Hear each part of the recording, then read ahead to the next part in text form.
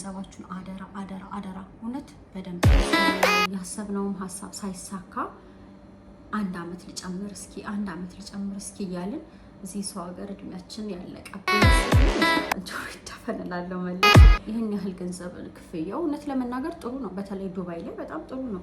ስንት አመት ለመስራት አስባችሁ ነበር የመጣችሁት? ታዲያ አሁንስ ስንተኛው አመት? ሰላም ውድ ቤተሰቦቼ እንዴት ናችሁ? ቤተሰቦቼ ዛሬ ደግሞ በምን አይነት ሁኔታ መጣው መሰላችሁ? እስኪ እስካሁን ስለኔ ነው የማወራችሁ።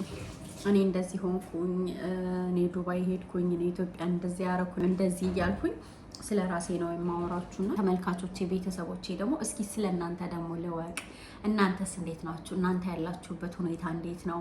አብዛኞቻችሁ ደግሞ የምታዩኝ የምትከታተሉኝ የአረብ ሀገር ያላችሁ ቤተሰቦቼ እንደሆናችሁ አውቃለሁና ዛሬ እናንተን ለመጠየቅ ደግሞ የእናንተን ሀሳብ ለመስማት ፈልጋለሁኝና የተሰደዳችሁለት አላማ ምንድነው? ተሳካላችሁ ወይ? እንዳሰባችሁት ነው ወይ ሁሉም ነገር?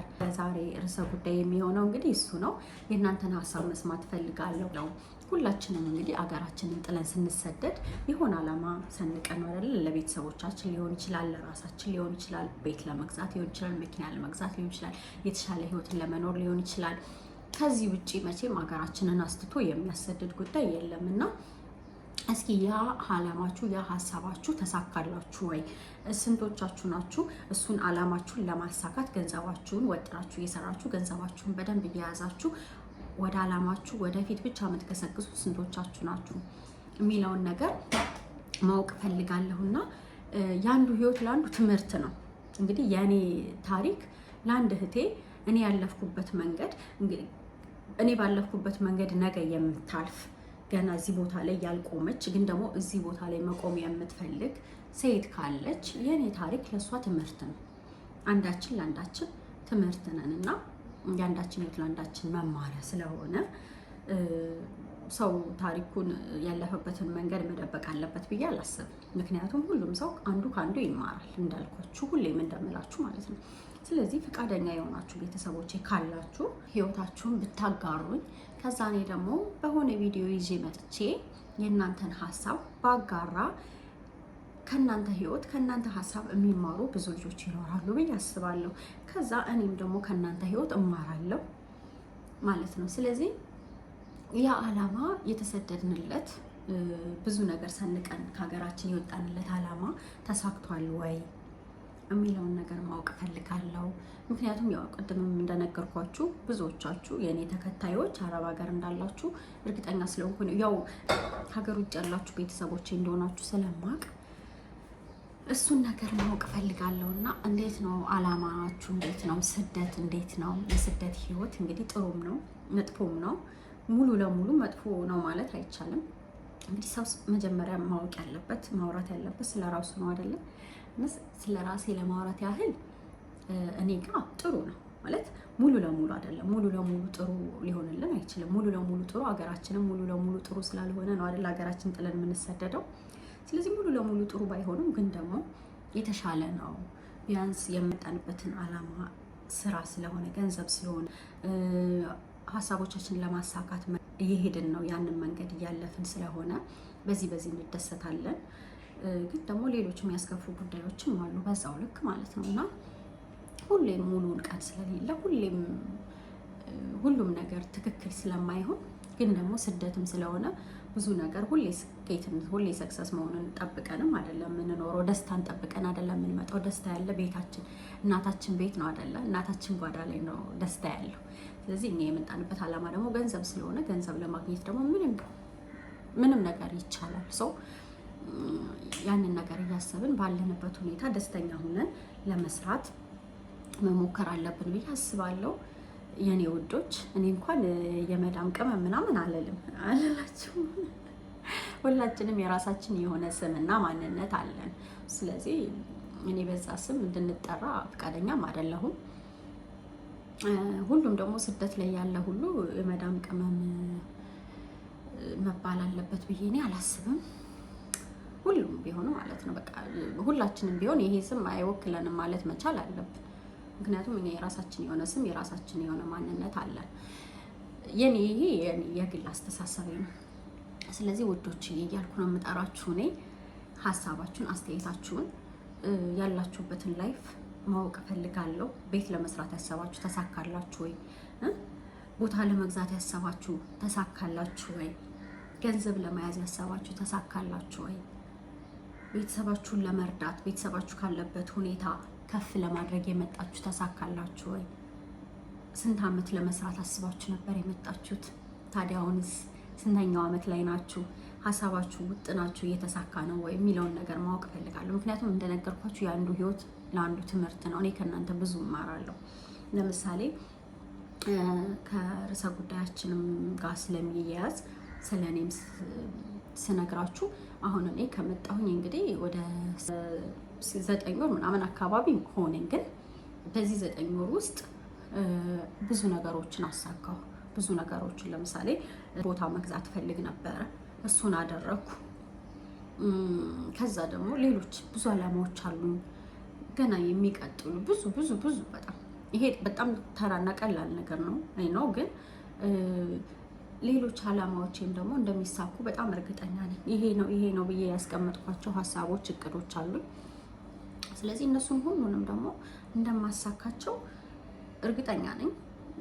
እንደዛ ካልሆነ ምንም የምንሰደድለት የተሰደድንበት አላማ የማይሳካ ከሆነ ገንዘብ የማናገኝ ከሆነ እድሜያችንን ጊዜያችንን የምንወዳቸውን ሰዎች አጥተን የምንወዳቸውን ሰዎች ትተን ሀገራችንን ትተን ብዙ ነገሮችን መስዋዕትነት ከፍለን እስከመጣን ድረስ ለዓላማችን መታገል አለብን ብዬ አስባለሁ። እና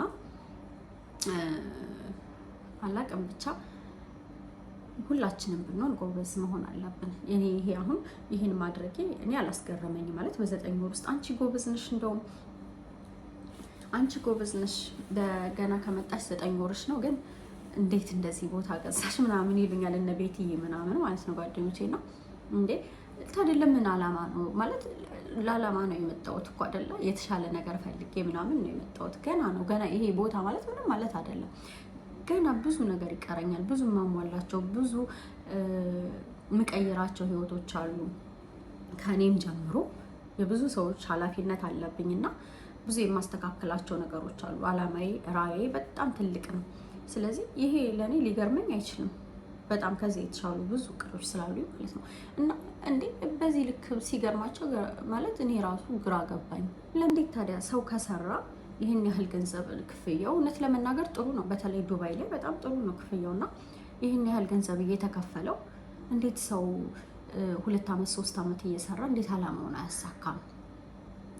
ታው 2 ዓመት 3 ዓመት እና እስከ 5 ዓመት 6 ዓመት ሁሉ የሰሩ እህቶች አሉና እንዴት የመጡበትን አላማ እንዴት አላሳኩም? እንዴት ከዚህ ጊዜ በኋላ እንኳን እዚህ ለመስራት እንዴት አሰቡ? እንዴት ሀገራቸው ሄደው ለመስራት አላሰቡም ብዬ እጨነቃለሁ፣ አስባለሁኝ። ግን ወይኔ እግዚአብሔር ሆይ አሁን ዛሬ ላይ ቆሜ ገና በ9 ወሬ ስለሆነ አሁን ዛሬ ላይ ቆሜ ይሄንን የምናገረው ገና ስለሆንኩ ይሆን እኔም ደግሞ እንደ ሌሎቹ 2 ዓመት 3 ዓመት እዚህ ቦታ ላይ አሳልፌ ምንም ነገር የለኝም ሊሆን ምናምን ብዬ አስብና የሰጣቸው ይታፈንላለሁ መልሼ ማለት እንደዛ እንዲሆን አልፈልግም። እኔ እድሜንም እዚህ ሀገር መጨረስ አልፈልግም። ከቤተሰቦቼ ጋር ከምወዳቸው ሰዎች ጋር ሀገሬ ላይ ነው መኖር ማሳለፍ የምፈልገውና ቶሎ ተሳክቶልኝ።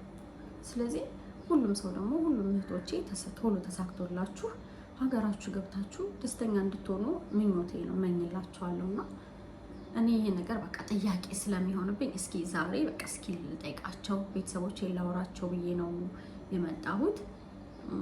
እናንተም ደግሞ ልክ እንደ ሁልጊዜያችሁ ሀሳባችሁን አስተያየታችሁን ጻፉልኝ። ልክ እንደ እህታችሁ አይታችሁ ሀሳባችሁን እኔማ እንዲህ ነው እኔማ እንደዚህ ነው ብላችሁ በግልጽነት እንድታዋዩኝ እንድታካፍሉኝ ከእናንተ አስተያየታችሁን ጠብቃለሁ። ያነሳሁት ርዕሰ ጉዳይ ከተመቻችሁ ሰፋ አድርጌ ሌላ ጊዜ ደግሞ በደንብ የእናንተንም ሀሳብና አስተያየት ጨምሬበት በደንብ ሰፋ አድርጌ ሌላ ጊዜ የምናወራበታለን። በእርግጠኝነት ይሄ ጉዳይ የብዙዎቻችሁን ቤት የሚያንኳኳ የብዙዎቻችሁ ጥያቄ ይሆናል ብዬ አስባለሁ። ምክንያቱም አብዛኞቻችን በሚያስብል ሁኔታ የመጣንበት ዓላማ ሌላ ሆኖብን ያሰብነውም ሀሳብ ሳይሳካ አንድ አመት ልጨምር እስኪ እያልን እዚህ ሰው ሀገር እድሜያችን ያለቀብን እዚህ ሰው ሀገር ውጥኖቻችን እቅዶቻችን ሳይሳኩ ከዛሬ ነገ ሀገር ይገባለሁ በሚል ተስፋ ጊዜያችንን እያባከን ያለን ብዙዎቻችን ስለሆነ የብዙዎቻችንን ቤት ያንኳኳል ይህ ሀሳብ ብዬ አስባለሁ። ስለዚህ ለሁላችንም እግዚአብሔር ይርዳን፣ እግዚአብሔር መልካሙን ነገር ያምጣልን። ግን ደግሞ የኛም ጥረት ያስፈልጋል። የኛም ጥረት በጣም በጣም በጣም ወሳኝ ነው።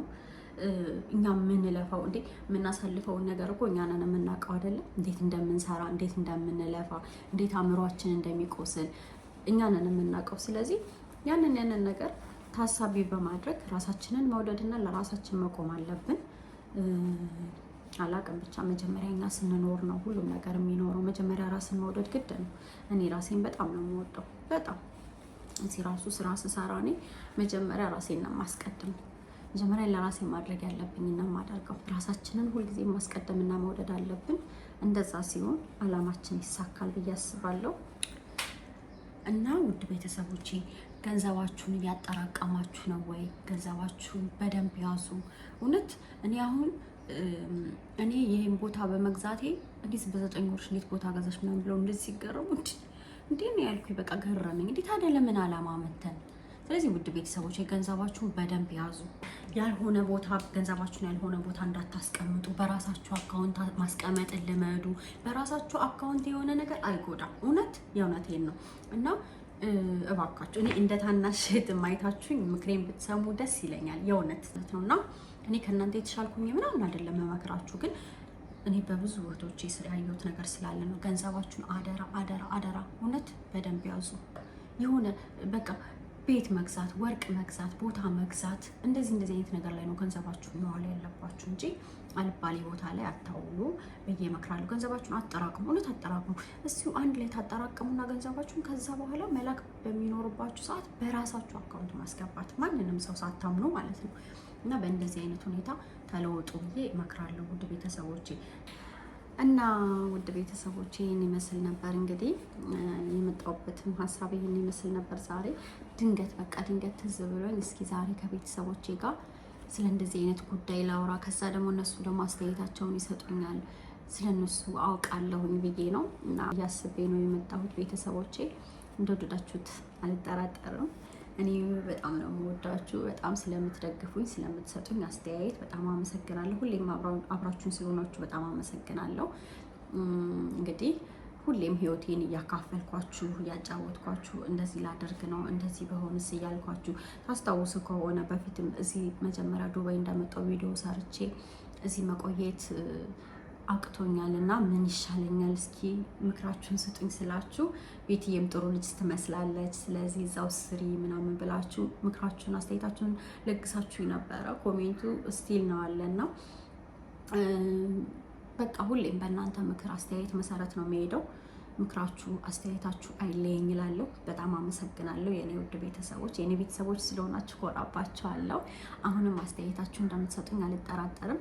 በእናንተ አስተያየት መሰረት ደግሞ ሰፋ አድርጌ ሌላ ቪዲዮ ይዤ እመጣለሁ በዚሁ ርዕሰ ጉዳይ ማለት ነው።